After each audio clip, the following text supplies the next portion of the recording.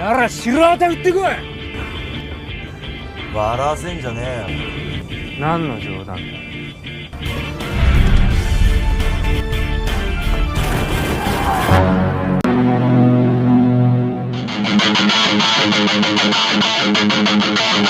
Bersama saya Noi Record yang baru bergabung, jangan lupa like, comment, and subscribe. Kali ini saya sangat bersemangat sekali karena akan membahas film action berjudul Cross Zero 2 yang dirilis pada tahun 2009. Selain banyak tokoh dan musuh baru, kali ini konflik akan semakin besar dan semakin seru. Jadi langsung saja pasang handsfree, simetriskan proses serbahan, kencangkan celana dalam, selamat menonton, dan mari kita katakan bersama-sama 1, 2, 3, cekicro.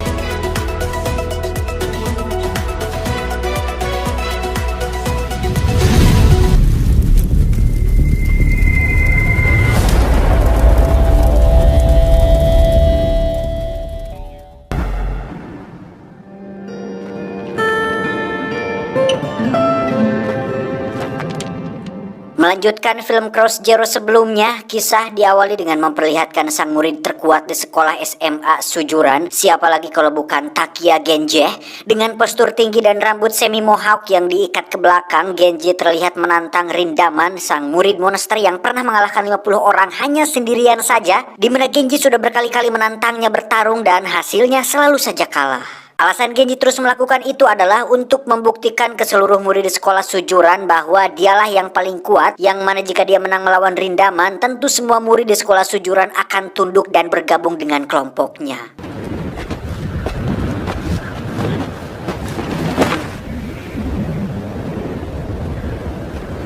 Sementara itu adegan beralih ke sebuah penjara remaja, di mana di situ ada seorang pria yang merupakan bekas murid sekolah Sujuran, namanya Kawaishi. Ini bebenguknya. Terlihat Kawaishi baru saja keluar dari penjara setelah 2 tahun mendekam akibat kasus pembunuhan yang dilakukannya saat tawuran dengan sekolah lain yang bernama Hausen. Nanti kita akan tahu. Di mana Kawaishi menusuk salah satu jagoan sekolah Hausen dengan sebilah pisau, dan itu sangat tidak gentle sekali. Saat sedang mengunjungi makam orang yang dia bunuh, di situ sudah ada anak-anak sekolah Hausen, di mana mereka menuntut balas atas kematian rekan seniornya tersebut.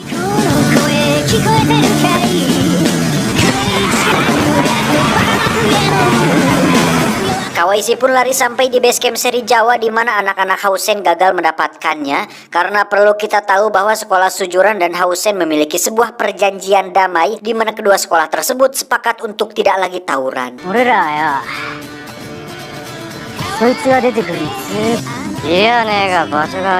Namun ketika Genji dan reng-rengannya muncul, Genji pun dengan Pepe Dengkreng mengatakan bahwa dirinya lah penguasa Sujuran yang sekarang, sehingga ketika ada salah satu anak Hausen yang menghinanya, Genji pun sekonyong-konyong menghajarnya, yang membuat perjanjian damai ini menjadi rusak. Alhasil tawuran antara Sujuran dan Hausen pun tak akan terelakkan lagi, yang disebabkan oleh tindakan sembrono yang telah dilakukan Genji.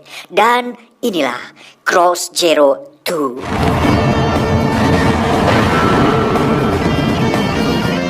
Selanjutnya kita akan dibawa ke sekolah Hausen, di mana di situ ada pria polontong berkumis potong namanya Narumi. Ini bebenguknya. Namun jangan salah, Narumi ini punya kekuatan bertarung setara 15 orang, yang mana hal itu menjadikan dirinya sebagai penguasa atau bos dari sekolah si Hausen ini.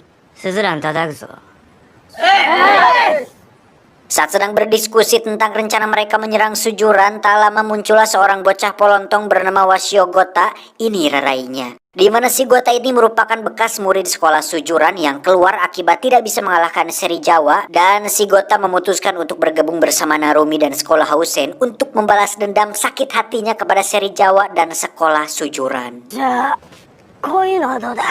Dan yang menarik adalah Narumi punya satu murid paling ganas dan mematikan, namanya Ryo. Ini orangnya, di mana si Ryo ini menguasai ilmu bela diri yang membuatnya berbeda dari kebanyakan jagoan di sekolah Hausen. Jangan melihat tubuh kurus dan payung yang dipegangnya, apalagi rambut panjang sunsilknya, karena walaupun penampilannya tidak meyakinkan, si Ryo ini nampak lebih cenderung seperti seorang psikopat yang tak akan segan-segan menghancurkan babatok kepala musuhnya.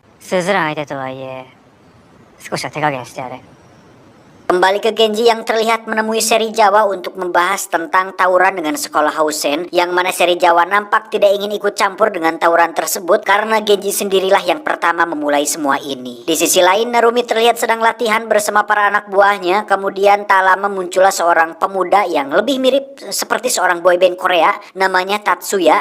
Ini orangnya, dan dia adalah adik dari mendiang murid Housen yang pernah dibunuh oleh Kawaisi. Mendengar bahwa sekolahnya akan tawuran dengan sekolah Sujuran, Tatsuya pun agak sedikit pesimis dengan hal tersebut karena dia merasa bahwa sekolah Housen belum cukup kuat di tangan kepemimpinan si Narumi. Ditambah tawuran ini tetap tidak akan membuat kakaknya kembali hidup, dan itu cukup membuat Narumi dan anak buahnya sedikit kesal. Di sisi lain, kita akan melihat Kawaisi menemui si Ken, sang mantan Yakuza di film pertama. Makanya nonton dulu film pertamanya, linknya ada di deskripsi, cek dulu. Ken dan Kawaisi sendiri sudah berteman cukup lama saat masih sekolah di Sujuran, dan ketika melihat kondisi si Ken yang nampak seperti gembel sekarang, Kawaisi pun tak ingin nasibnya seperti si Ken, di mana dia memutuskan untuk mendatangi bos Yakuza dan berharap bisa bekerja sebagai seorang Yakuza. Kembali ke sekolah Sujuran, di mana Makise dan Chuta terlihat sedang mencoba untuk merekrut para murid untuk bergabung dengan Genji, dan saat ada seorang murid mencemoohnya, Makise pun langsung membogemnya hingga dia ngagoler.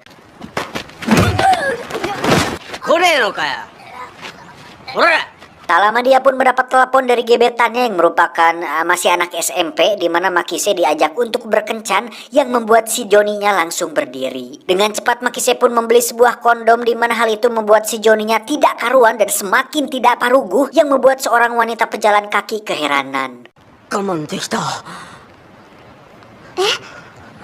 Genji sendiri sedang menghadiri upacara penyambutan anggota baru, yakni Mikami bersaudara, di mana mereka berdua adalah mantan anggotanya Seri Jawa yang kini memilih untuk bergabung dengan GPS alias Genji Perfect Seiha.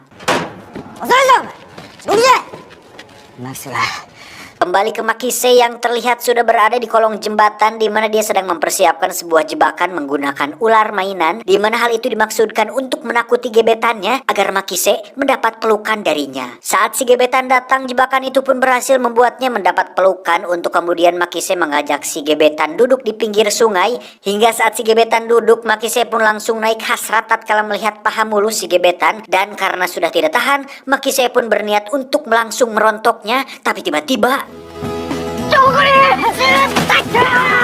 ya, muncullah Chuta dan Mikami bersaudara, di mana mereka mengolok-oloknya hingga membuat Makise membocorkan semua rencananya. Dan setelah adegan intermezzo tersebut, kini saatnya kita akan mulai serius, di mana para pasukan Housen berkepala botak mulai menjalankan rencana penyerangan, yang mana mereka mendatangi satu persatu anak buah Seri Jawa agar kekuatan mereka menjadi lemah.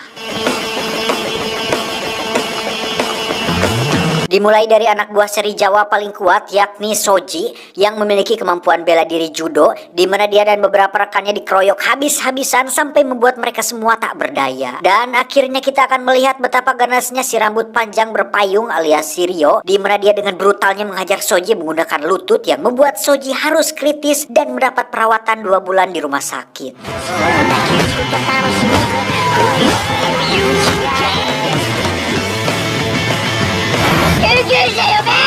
Selanjutnya ada Tokaji, sang otak dari semua pasukannya Seri Jawa, di mana Tokaji juga didatangi oleh anak-anak Housen dan harus babak belur oleh mereka semua. Tak hanya itu, Makise, Chuta, dan Mikami Brothers pun harus mengalami hal serupa ketika pasukan Housen yang dipimpin oleh Wasiya Gota datang, di mana di situ terjadi sebuah pertarungan curang ketika si Gota dengan tidak sportif mengeluarkan sebilah pisau untuk membunuh Makise. Namun hal tersebut berhasil dicegah oleh bos Housen, yakni Narumi, di mana dia mengatakan bahwa cara seperti itu tidak mencerminkan seorang pria sejati.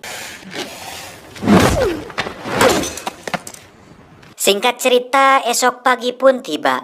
Genji terlihat sedang bersama anak buahnya yang lain, yakni Izaki, di mana Izaki menyarankan agar Genji tidak terbawa emosi karena dengan jumlah pasukan Genji yang sekarang, mustahil mereka bisa menang dari sekolah Housen. Ditambah, Chuta dan Makise sekarang sedang cedera. Untuk itu Izaki pun mendatangi Serizawa sendirian, di mana Izaki menantang duel kepada Serizawa, dan jika Izaki menang maka Serizawa dan pasukannya harus bergabung bersama kelompok Genji untuk melakukan peperangan dengan Housen. Terjadi pertarungan sengit di antara mereka berdua, yang mana kemampuan berkelahi Serizawa jelas berada jauh di atas Izaki, sehingga Izaki telah gagal untuk membuat Serizawa bergabung.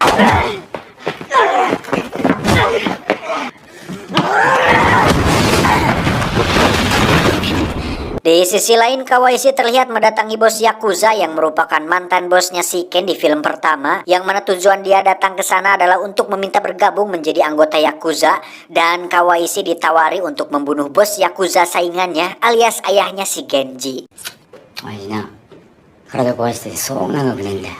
Sedikit penjelasan, barangkali ada yang lupa atau belum nonton film pertamanya. Jadi si Genji ini adalah anak seorang Yakuza, dan alasan Genji masuk sekolah sujuran adalah untuk membuktikan dirinya pantas menggantikan posisi ayahnya menjadi seorang ketua Yakuza. Itu. Lanjut.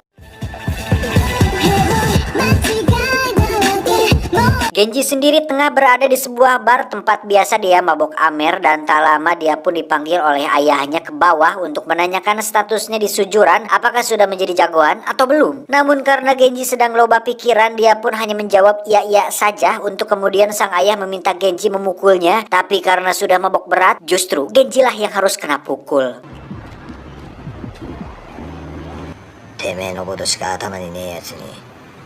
Saat Genji pulang, dia pun berniat untuk merokok, tapi karena di bar tersebut banyak pelaku curanrek, koreknya pun hilang, dan saat kebingungan untuk mencari api, muncullah seorang pria yang memberikannya korek api, yang ternyata itu adalah Narumi, bos dari sekolah Housen. Namun yang menarik adalah mereka berdua belum pernah saling ketemu sebelumnya, sehingga Genji dan Narumi sama-sama tidak mengetahui bahwa mereka berdua adalah musuh. Ayah Genji sendiri terlihat pulang bersama anak buahnya, namun karena kebelet pipis, sang ayah pun meminta si anak buah untuk menunggu, dan disitulah Kawaishi bertindak nekat dengan menembak ayah Genji hingga membuatnya mengalami kritis.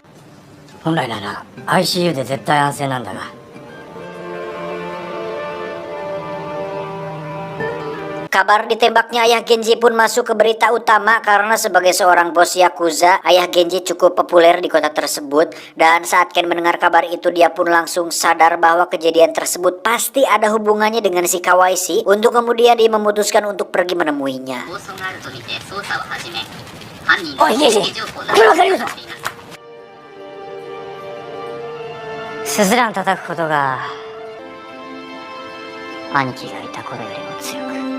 Singkat cerita, Genji terlihat masih mencoba untuk mengalahkan Rindaman, di mana Genji memperlihatkan sebuah kemajuan drastis tatkala dirinya berhasil memukul dan menahan serangan si Rindaman, meski pada akhirnya dia harus ngagoler juga.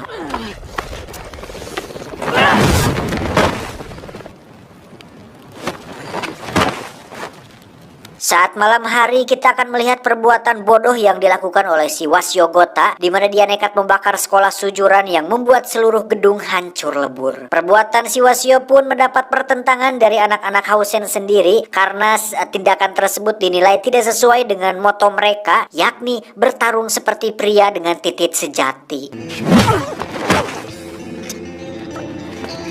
Tak lama muncullah Genji bersama 4 anak buahnya untuk menemui Narumi dalam rangka menetapkan jadwal tawuran, dan besok tepat di sekolah Housen, kedua sekolah jagoan ini akan mengadakan tawuran berjamaah yang pastinya akan sangat seru sekali. Saat Genji berjalan pulang, dia seketika berbalik yang membuat anak-anak Housen maju, di mana Genji hanya ingin membayar hutangnya waktu malam itu, yakni membakarkan sebatang rokok.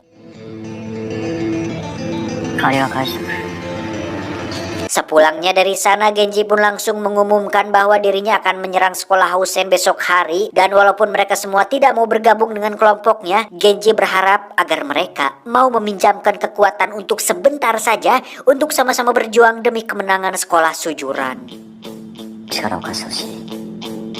Dan dengan menceritakan kondisi ayahnya sekarang yang sedang kritis di rumah sakit, Genji pun memberi motivasi dan hibernasi bahwasannya dia banyak belajar dari sang ayah untuk selalu kuat dan menjadi sosok pria sejati yang sesungguhnya, yaitu gelut.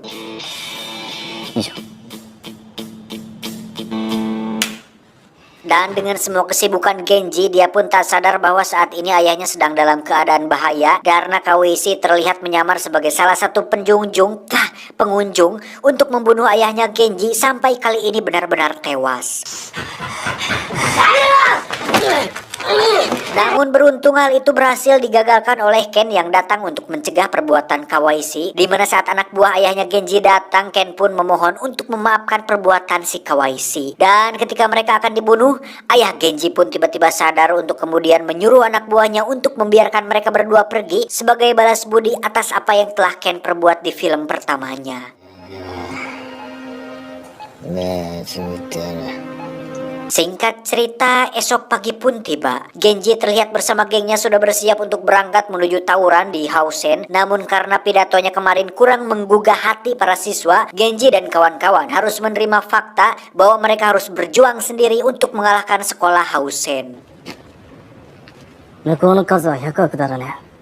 Sadar bahwa hal ini tidak akan berhasil, Genji pun menyuruh mereka semua untuk pulang sekaligus membubarkan kelompoknya dan pergi begitu saja seperti seorang pecundang. Dan ketika Chuta dan yang lain kecewa dengan keputusan Genji, Izaki pun menyuruh semua orang untuk bersiap-siap tawuran karena dia yakin bahwa Genji tidak mungkin menyerah begitu saja. Takia 一人で突っ込むぜ。Ya, Genji pun berangkat sendirian di mana dia bertekad untuk membereskan masalah yang sudah dia buat sendiri sehingga saat dirinya sampai di lapangan sekolah Hausen, Narumi dan semua anak buahnya pun terkejut ketika melihat yang datang hanyalah Genji seorang.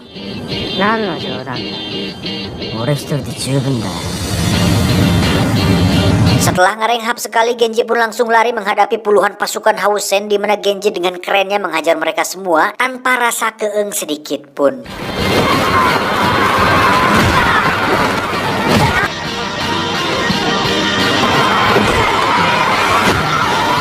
Lama muncullah Makise dan kawan-kawan disusul dengan kelompoknya Seri Jawa di mana mereka semua memutuskan untuk bekerja sama karena jika Genji kalah maka seluruh murid sekolah Sujuran juga akan ikut kalah.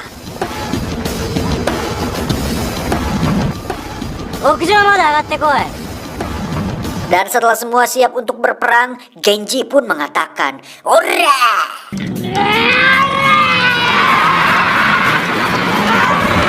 Tawuran pun berlangsung seru di mana kelompok Seri Jawa dan Genji saling membantu satu sama lain hingga mereka berhasil masuk ke dalam gedung sekolah Hausen. Di situ sudah ada pasukan botak yang siap menyambut mereka. Narumi sendiri terlihat legek dengan menumbangkan satu persatu anak Sujuran dengan hanya satu kali pukulan saja, yang mana saat Makise berhasil mengejarnya, Narumi terlihat sedang santai sambil makan roti dan sekotak Indomie coklat yang biasa dibeli di Alfamart.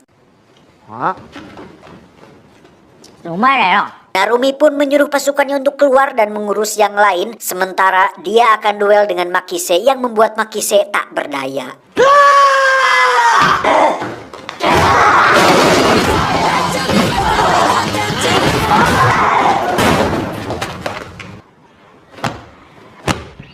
Di sisi lain kita akan melihat si sadis Rio sedang menghajar satu persatu anak Sujuran dengan serangan sikut dan tulang kering, kemudian beralih ke si Tokyo yang terlihat mendapat hantaman di kepala yang membuatnya langsung ambruk. Perlu diketahui bahwa Tokyo ini baru saja pulih dari operasi kanker otak yang dideritanya, di mana Tokyo terlihat memegang sebuah lem super yang diberikan oleh Mikami Brothers sebagai suatu penyemangat agar dirinya bisa semakin kuat.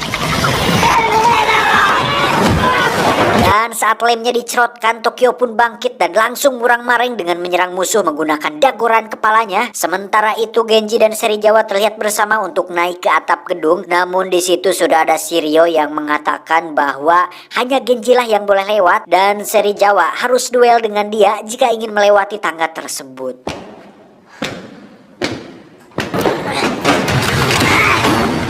Saat Genji naik ke atap, di situ sudah ada Narumi yang menunggunya, kemudian memberikan sebotol minerale untuk kemudian diminum oleh Genji agar final battle ini bisa semakin seru dan memberikan adrenalin yang lebih membrutalitikan.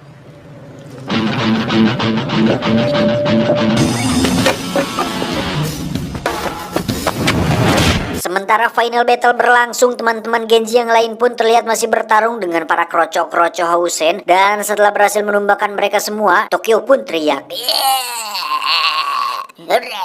kayak gitulah pokoknya. Tersisa seri Jawa versus Rio di bawah. Seri Jawa pun terlihat kewalahan melawan teknik bela dirinya si Rio, sehingga saat dirinya ngajungkel ke bawah tangga, di situ Rio dibuat terkejut tatkala pukulannya tak mempan sedikit pun terhadap wajahnya seri Jawa, untuk kemudian seri Jawa mengatakan bahwa berantem dan bela diri adalah dua hal yang berbeda. Seketika Rio pun langsung ngajongkel.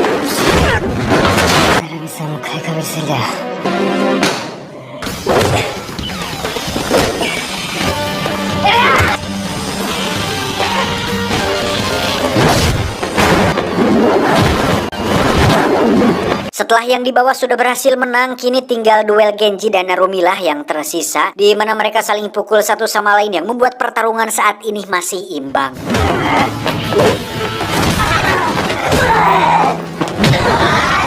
Tak disangka muncullah si Wasio yang lagi-lagi berbuat tidak sportif dengan mencoba untuk menusuk Genji dengan sebilah pisau. Namun beruntung ada Tatsuya yang langsung menalapungnya, di mana saat Narumi menghampirinya, dia pun mengatakan, "Dasar monyet bau kadal bintin muka gepeng kecoa bunting babi ngepet dinosaurus brontosaurus, dengerin gua.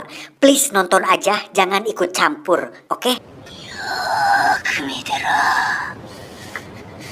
Duel pun kembali berlangsung seru, di mana mereka berdua terlihat sama-sama sudah lelah dan lunglai. Namun dengan jiwa pria sejati yang hobi gelut, Genji terlihat memaksakan untuk tetap bisa berdiri, untuk kemudian pukulan demi pukulan kembali dilayangkan yang membuat Narumi harus tumbang, dan akhirnya Genji berhasil membuat sekolah Sujuran bangga.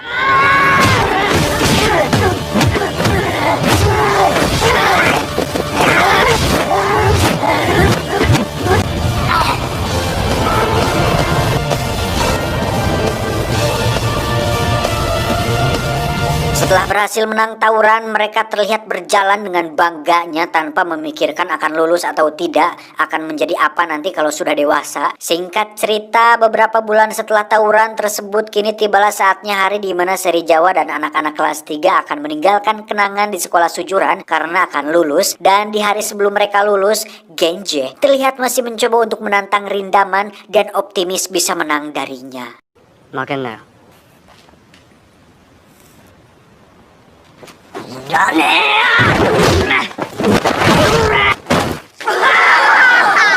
Dan mereka semua langsung dibuat terkejut ketika Genji berhasil memukul Rindaman dan membuat dia berlutut, yang mana hal itu menjadi sebuah bukti bahwa kegagalan bukanlah alasan untuk kita harus menyerah. Karena hidup harus terus berlanjut seperti burung gagak dan kapinis yang terbang melewati awan kinton.